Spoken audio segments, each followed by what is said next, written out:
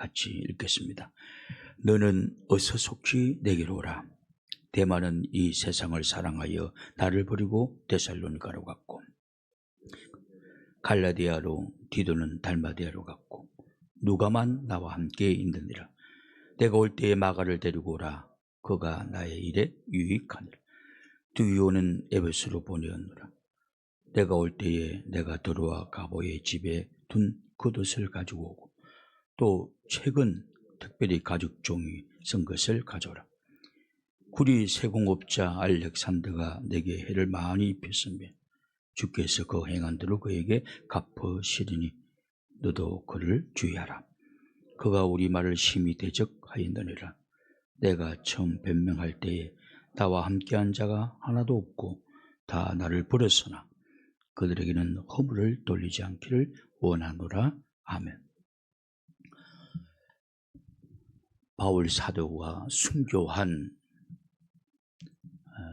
해가 언제인가 하는 것은 정확히는 알 수는 없지만 역사학자들이 추론하고 그리고 더듬어 살펴본 바울 사도의 순교의 해는 네로 황제 때 1차 박해가 있을 때 바울 사도도 순교하였다. 그렇게 그냥 추론을 합니다. 그때 바울 사도는 젊게 보는 분들은 50대로 보기도 하고 60대 후반까지 보는 학자들도 있습니다. 물론 70대에 순교하였다라는 소수의 의견도 있습니다. 그 당시 고대 로마 때 평균 수명이 한 50세로 본다면 바울 사도가 순교한 나이는 평균 수명 정도의 바울 사도는 꽤 장수하신 그리고 순교한 걸로 그렇게 추론을 합니다. 순교하기 전 바울 사도의 노년은 굉장히 외로웠습니다. 오늘 이 디모데후서는 바울 사도가 죽기 전에 기록한 편지입니다. 이미 바울은 그의 죽음을 직감했습니다. 전제로 이미 부어졌다. 이 말은 제물 위에 붓는 마지막 포도주처럼 그 피를 상징하는 포도주처럼 나는 이미 하나님의 제단에 피로 부어졌다. 그리고 그 마지막 날이 가까웠다. 라는 걸 보면 바울 사도는 자신의 죽음을 직감하고 있었다라는 것을 알게 됩니다. 여하튼 바울 사도의 노년은 외로웠습니다. 10절, 12절 한번 보십시오. 오늘 본문 10절과 12절에 보면 데마는 이 세상을 사랑하여 나를 버리고 데살로니가로 갔고, 그레스게는 갈라디아로 디도는 달마디아로 갔고, 누가만 나와 함께 있느니라. 내가 올 때에 마가를 데리고 오라. 그가 나의 일에 유익하니라. 두기고는 에베소로 보내었노라. 오늘 우리가 읽은 구절에 보면 물론 다 바울 사도를 배신하고 떠난 것은 아니지만 여하튼 사람들은 다 떠났습니다. 일을 해야 되고 사명을 감당해야 되니까 다 떠나게 되죠. 죽음을 앞둔 바울 사도 곁에는 사람이 없었습니다. 데마는 세상을 사랑하여 데살로니가로 갔고, 완벽한 배반이었죠.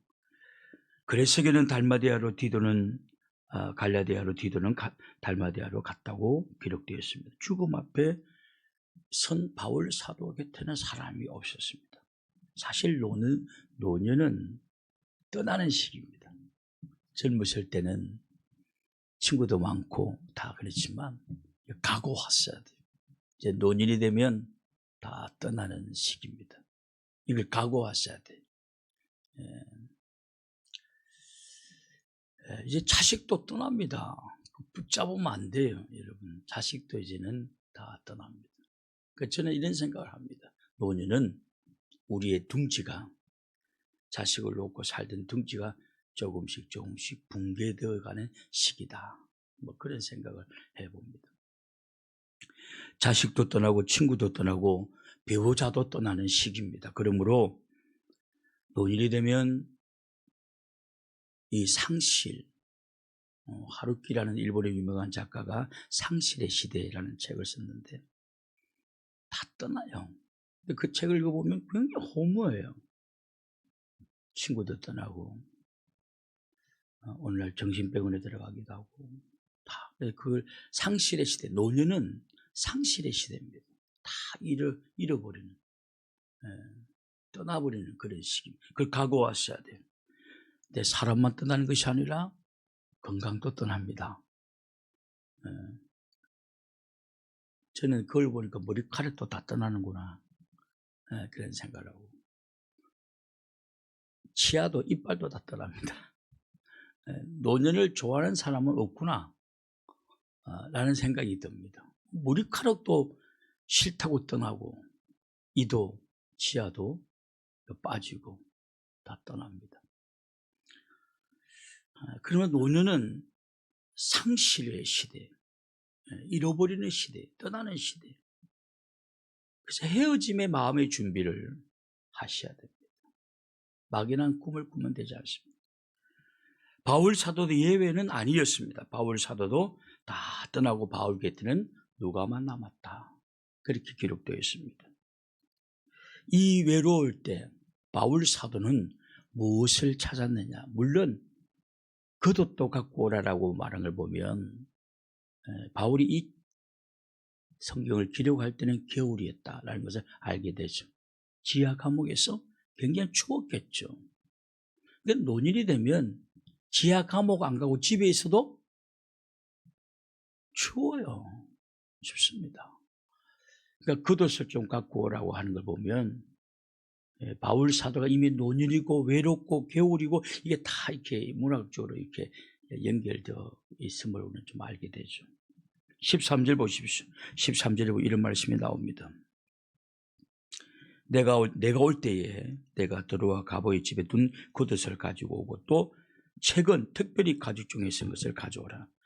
여기서 가죽 종이에 쓴 것이 도대체 어떤 책이냐 하고 할 때 대부분 신학자들은 성경을, 그렇죠, 성경이죠. 그래서 이 외로운 상황에서 바울 사도가 마지막으로 선택한 것은 성경이었습니다. 여러분, 노년이 되면 여러분 다른 사람들하고 이야기할 만한 대상은 많이 사라집니다. 저희 아버지가 어머니한테 늘 그런 걸 내가 알아요.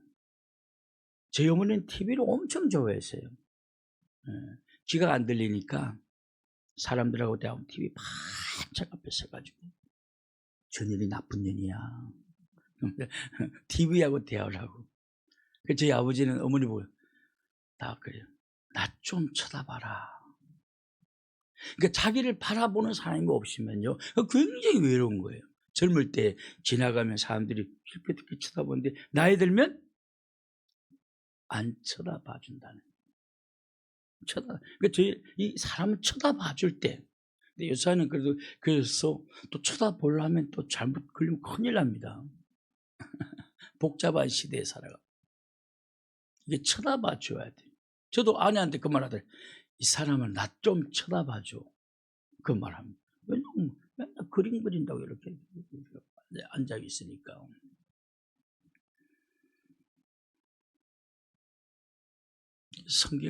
성경은 노년에 바울 사도는 이 외로울 때 가죽 종이에 있는 책을 가져오라. 성경을 가져오라. 여러분, 노년에는 성경을 찾아야 됩니다. 성경을 찾아야 됩니다. 그리고 성경을 읽어야 됩니다. 성경과 친해져야 됩니다. 그때 더 지혜롭고 말씀을 통하여 외로움도 달래고 은혜가 임하고 깨달음도 깊어지고 빠른 성화가 이루어지게 되는 것입니다. 그러므로 노년에는 성경책을 많이 읽어야 됩니다. 뿐만 아니라 이 노년의 때에는 용서하는 마음도 가져야 됩니다. 이미 노년이 되었는데 원망불평이 많고 사람들을 해서 지적질이나 하고, 그러면 이미 그 노년은 망치는 것입니다. 정말 망치는 것입니다. 바울 사도가 죽음을 앞둔 이 노년의 때에 어떤 마음이 있는가 한번 보겠습니다. 14절 16절.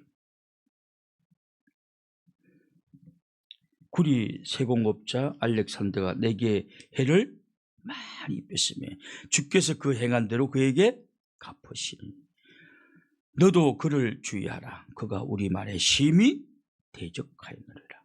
내가 처음 변명할 때 나와 함께한 자가 하나도 없고 다 나를 버렸으나 그들에게 허물을 돌리지 않기로 원하노라. 여러분, 나이가 들면 자기 고집이 세져요. 그리고 이상하게 또 혈기도 많이 부리고 삐지기도 잘하고. 삐지는 것, 이게 나도 삐지더라고. 근데 이게 조심해야 되는 거예요. 삐지기도 잘하고. 굉장히 노년인데도 공격적이고 혈기가 넘치고, 그러면 그 노년은 망치는 겁니다. 완전히 망치는. 아무도 그 곁에 안 갈 것입니다. 아무도 존경하지 않을 것입니다.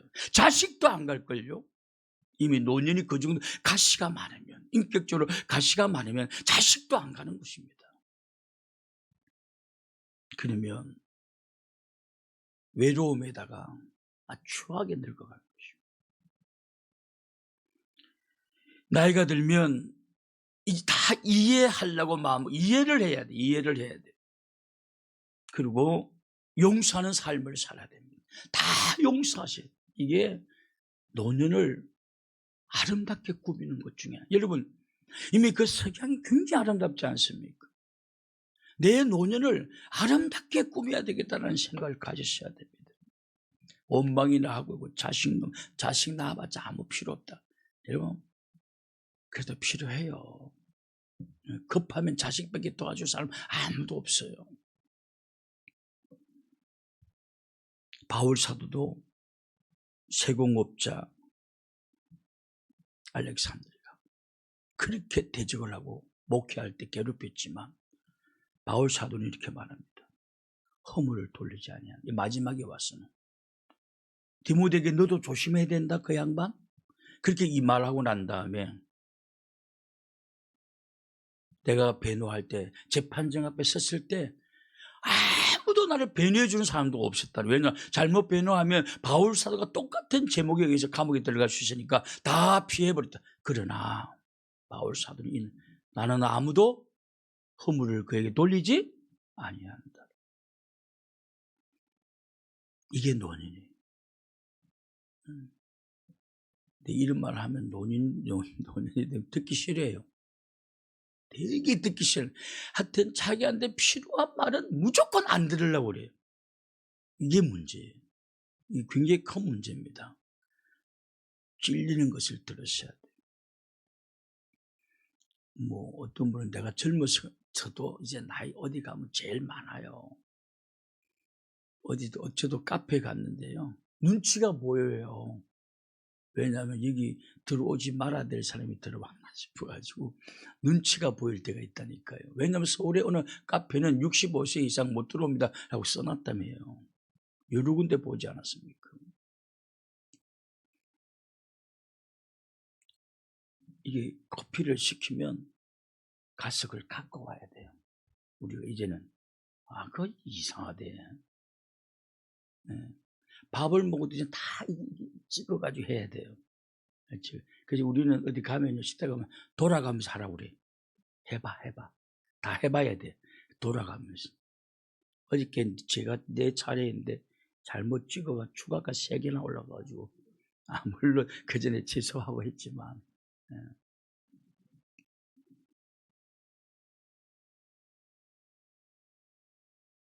정말 노년은 좀 아름답게 장식을 하셔야 돼요. 하여튼 바울 사도는 다 떠나고 재판할 때도 변호해 준 사람도 아무도 없었음에도 불구하고 허물을 그들에게 돌리지 않는다. 노년은 원망하거나 남을 탓하거나 했어도 되지 않습니다. 탓하거나 하지. 노년에는 원망 불평이 없어야 돼요. 해봤자 아무 의미도 없습니다. 그 해봤자. 특히 노년이 되면 어르신들이 이런 말을 합니다. 야, 그 집에 자식이 이번에 용돈 100만 원 주고 갔대. 그 소리 누가 듣고 싶어 합니까? 자기는 10만 원 줬는데 그때 추석 때 100만 원 주고 갔다는 거, 너도 용돈 좀 올리라는 거잖아요. 자식도 있으면 주죠. 있으면 주죠. 그 집 딸내미는 지금 막 백화점 데려가지고 명품 백 하나 사줬대. 자식 여행 다 보내줬대. 해외여행. 우리 새끼들은 뭐 하는지 몰라. 여러분, 이미 그런 생각하는 순간부터 몹시 매력 없는 노인으로 전락하고 있다는 사실을 알아요. 아무도 그 곁에는 안 갈 것입니다. 아무도. 저도 이제 나이가 70이에요. 이제 내일. 여러분, 자식들한테 짐 주지 말아야 돼요. 우리가 대를 위해서 가난해진 이유 중에 한 가지가 뭐냐면, 이거 뭐 저금을 하고 모아야 될 돈을 또 부모한테 일정량 또 떼줘야 되니까 이 가난이 계속 대물림된다는 거예요. 대물림된다는 거예요. 그래서 부모 세대 때 코피 터지게 일을 해야 돼요. 그리고 자식들한테 많은 짐을 주면 안 돼요. 그럼 가난해진다는 거예요. 나도 가난해지고 자식 놈도 가난해지고 계속 가난해진다는 겁니다. 기대하지도 그 원망할 시간이 있으면요, 기도했어요. 기도. 제가 아는 선배 목사님 중에 수월에 제일 크게 하는 목사님 중에 목회하는 사람들 중에 개척할 때 돈이 너무 궁해가지고 어디 목회 보조 좀 도와달라고 했더니 와서 타가라고 그러더니 5만 원 주면서. 그래서 교회에서요 1시간 반인가 버스를 타고 전철을 타고 가가지고 교회 가면 그 사무장 장로님이 기다리게 했고 한참 있다가 마치 뭐 거짓 동장하듯이 봉투에다가 아이고 자 이 5만 원 이렇게 준다는 거예요. 몇 개월 타고 오다가 너무 화도 나고 기분도 언짢고 이게 되겠나 싶어가지고 차라리 가는데 1시간 반 오는데 1시간 반 3시간을 아예 하나님 앞에 기도하자. 근데 놀라운 사실은 그 이후에 그 교회는 엄청 부흥되었다는 사실. 5만 원이 끌려가지 않았더니 더 부흥되더라. 자식들한테 끌려가지 마십시오. 그냥 기도하십시오. 그냥 기도하십시오. 아껴 쓰시고 여러분 맞춰가면서 쓰십시오. 저도 젊은 사람이 그러면 욕먹으니까 나이 들어서 하는 거예요. 저도. 물론 자식들은 부모를 존경해야 돼요. 공경해야 되고 보살펴 주어야 돼요. 그러나 부모가 그걸 막 노골적으로 요구하면 안 된다는 것입니다. 그러면 사이는 멀어지게 돼요. 사이가 멀어지게 됩니다. 그러니까 안 해준다고 서운해하고 이러면 그냥 추하게 늙어가는 것입니다. 바울 사도는 내가 재판받을 때 아무도 나를 배려해 주지 않았다.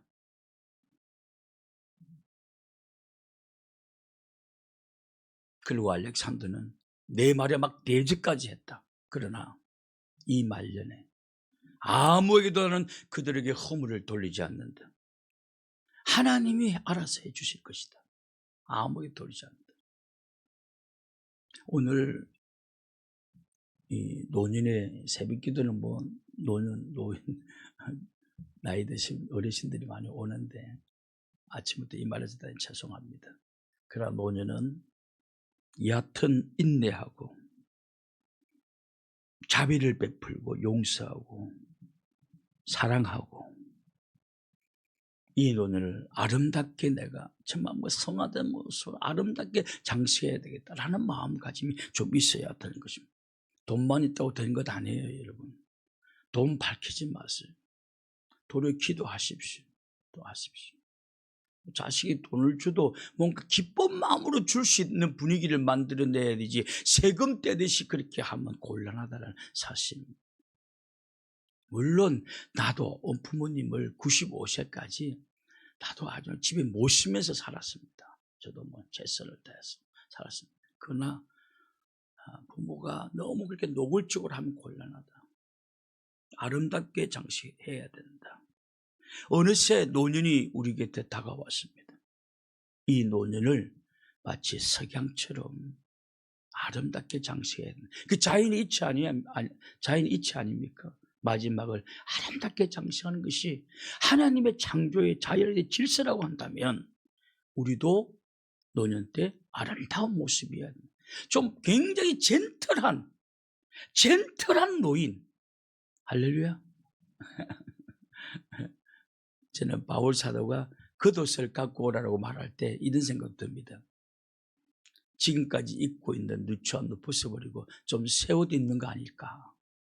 더들 노인도 여러분 좀 새 옷도 입고, 야, 옷 갖고 와.